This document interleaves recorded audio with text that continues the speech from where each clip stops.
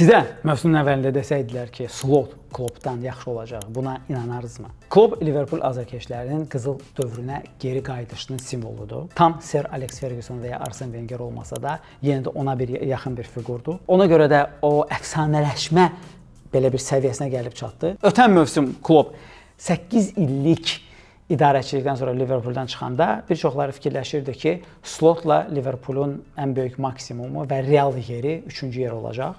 Çünki Arsenal və Manchester City ilə rəqabət aparmaq kapasitəsi yox idi.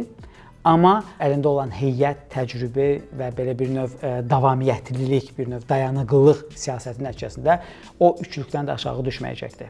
Lakin reallıq odur ki, Liverpool bəlkə də aprel ayı ərzində 20-ci çempionluğunu qazanacaq. Xatırladaq ki, Klopp 8 illik rəhbərliyi dövründə cəmi bir dəfə çempion, bir dəfə isə Çempionlar Liqasını qazanıb. Mega titullardan danışsaq. Slot isə birə-bir edəcək. Deməli, Slotla Kloppun arasındakı fərqləri əsasən 3-ə endirmək olar. Əgər böyük fundamental fərqlərdən danışsaq, biri Kloppun 4-3-3-dən 4-2-3-1-ə keçidi idi, double pivotla, biz dediyimiz o termin mərkəzdə.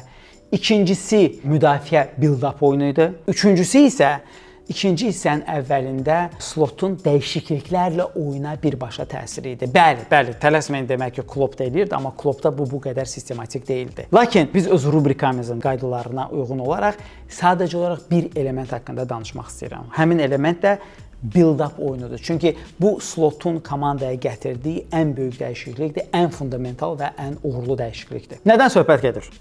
Build-up, yəni ki, müdafiədən hücuma top aparmaq istənilən məşqçinin əsas fundamental işlərindən biridir.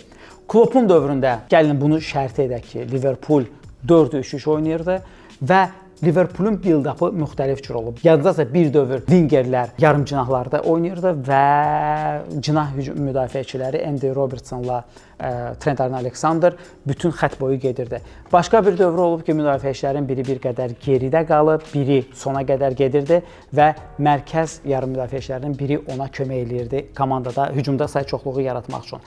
Lakin bu adətən çox monoton, standart və elə bilin ki, bir növ klassik yanaşma idi. Burada rəqibə individual uyğunlaşmaq yox idi. Slotun rəhbərliyi altında isə hər şey tam dəyişdi. Necə dəyişdi? Bunun adı İngiliscə defensive trap, müdafiə tələsidir və bunun bir növ bu janrın banisi, hər kəsi ilhamlandıran Brighton'ı rəhbərlik etdiyi vaxtda De Zerbi idi. De Zerbinin vaxtında nə edirdi? Qapıçı Renato Sanchez və iki mərkəz müdafiəçisi uzun müddət bir-biri ilə paslaşa rəqibi pressinqə dəvət eləyirdi. Burada yeganə təminat ondan ibarət idi ki, rəqib səndən say çoxluğunda ola bilməz. Hardasa sənin komandanın bir və ya iki oyunçu sayı çoxluğu olmalıdır ki, topu itirəcəyin halda qapıda qol görməyəsən. Amma rəqibin birinci təzyiq xəttini aşandan sonra rəqibin ya bir müdafiə xətti qalırdı arxada, yəni orta sahədə və ya boşluq yaranırdı ki, həmin o boşluğu eksploatasiya edə bilirdi komanda. Gəlin bu şəklə baxaq. Bu mövsümün əvvəlində Manchester United'ın Liverpool ilə oyunundandır. Baxın, klassik dördlük. Top Alissondadır. 4 Liverpool müdafiəçisinin qabağında 2 double pivot. Bu mövsüm Liverpoolun klassik double pivotu Ryan Gravenberch. Bu mövsüm Liverpoolun double pivotu Gravenberch. Bu mövsüm Liverpoolun əlbəttə ki, həmin double pivotu Gravenberch ilə Alex McAllister'dir.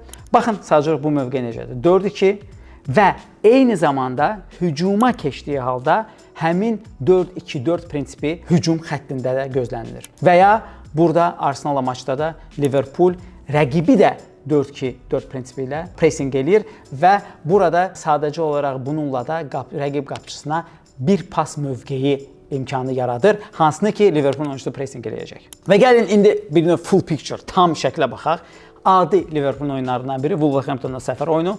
Baxın, dördlük müdafiədə yerindədir, double pivotlar yerindədir və hücum dördlüyü burada hücum dördlüyünə Wingerlər və mərkəzi hücumçuya Soboslaya, hansı ki yarım müdafiədə daha çox 8-10 nömrə funksiyasını yerinə yetirən oyunçu qoşulub. Bunun da əsas məqsədi ondan ibarətdir ki, rəqibi özünə çəkib Wingerlər üçün, yəni hücumçuları üçün boş mövqe yaratsın.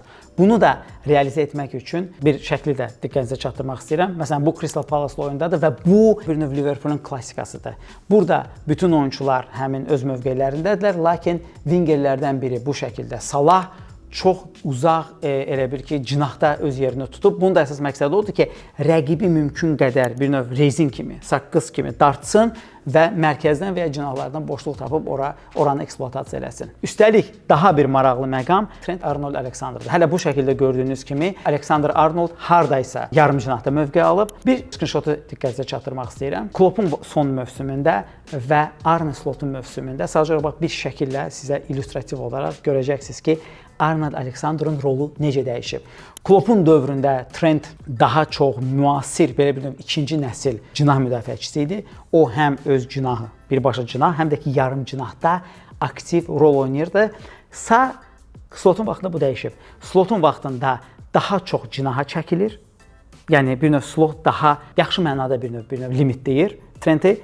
Eyni zamanda onun mərkəzə girişləri də daha çoxdur. Düzdür, baxsaq rəqəmlərə fundamental fərqlər yoxdur, amma çox önəmlidir ki, Trent ancaq bir növ yarım cinaha və ya mərkəzə hücumda gəlir. Müdafiədə isə sırf öz mövqeyi ilə işləyir və onu burada Kloppun futbolundan fərqli olaraq kompensasiya edə biləcək Alex McAllister və ya Gravenberch var. Sonuncu bir statistikanı sadəcə demək istəyirəm. Liverpoolun çempionluğunun səbəbkarlarından biri də əlbəttə ki, həm də Slotun yaratdığı şərait platformada tam çiçəklənən oyunçu Muhammed Salahdır. Muhammed Salah özünün şəxsi rekordunu çox güman ki, bu mövsüm %100 vuracaq, əgər zədələnməsə. Hazırda Salahın martın sonu üçün 34 qolu və 22 asisti var. Sadəcə olaraq dediyim kimi, hər şey müqayisədə yaxşı bilinir.